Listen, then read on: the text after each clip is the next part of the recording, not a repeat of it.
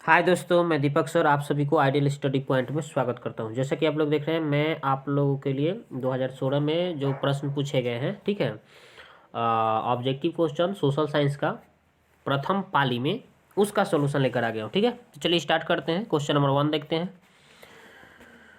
देखिए, पहला क्वेश्चन है, जर्मन राइन राज का निर्माण किसने किया था?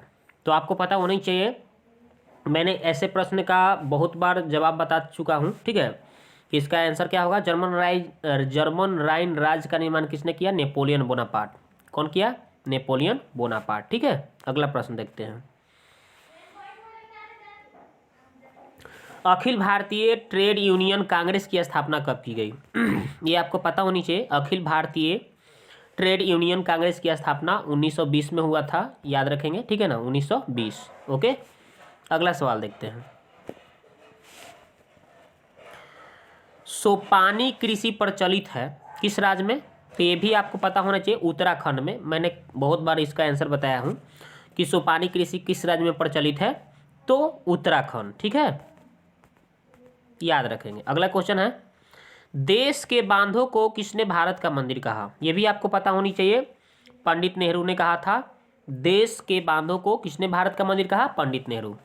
ओके, चलिए नेक्स्ट क्वेश्चन। भारत में औरतों के लिए आरक्षण की व्यवस्था किस संस्था में है? ये आपको पता होनी चाहिए, पंचायती राज व्यवस्था। पंचायत में देखते हैं ना, बहुत सारे आजकल ज़्यादातर औरतें लोग इलेक्शन लड़ रही है। ठीक है, पंचायती राज बताइए, याद रखिएगा कि औरतों के लिए आरक्षण की व्यवस्था कहाँ की गई है? पंचायती राज में, याद रखेंगे। ओके, राजनीतिक दलों की नींव सर्वप्रथम किस देश में पड़ी थी? राजनीतिक दलों की नींव सर्वप्रथम किस देश में पड़ी थी? याद रखेंगे, ब्रिटेन में पड़ी थी। ओके, चलते हैं नेक्स्ट क्वेश्चन की ओर। भारत में वित्तीय वर्ष कहा होता है, भारत में वित्तीय वर्ष बताया गया है आपको।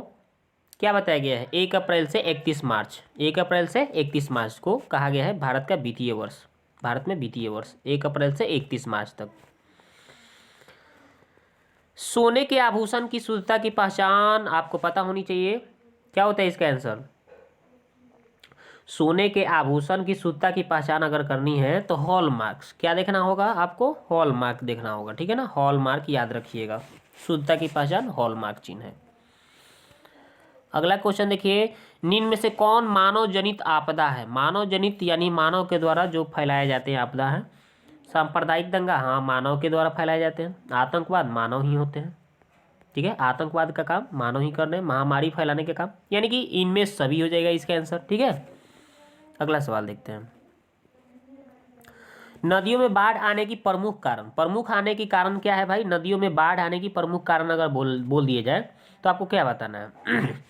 नदियों में बाढ़ आने के प्रमुख कारण अगर कोई कह रहा है तो क्या बताना है आपको? बस सीधा सीधा आंसर दिख रहा है आपको, जल की अधिकता। अगर ज़्यादा बाढ़ आ जाएगा नदी में तो बाढ़ आ जाएगा, तो यही प्रमुख कारण है। ठीक है, वर्षा अधिकता ये भी हो जाएगा, नदी की तली में अवसाद का जमाव भी हो जाएगा, लेकिन प्रमुख कारण बोला है ना, तो प्रमुख कारण जल की अधिकता। ओके, तो हमने इसमें आपको 10 क्वेश्चन दिए गए थे ना प्रथम पाली में 2016 में, तो इन 10 प्रश्नों का हमने जवाब दिया। आप कमेंट कीजिए कि आपका 10 में 10 आया कि कितना आया। ठीक है,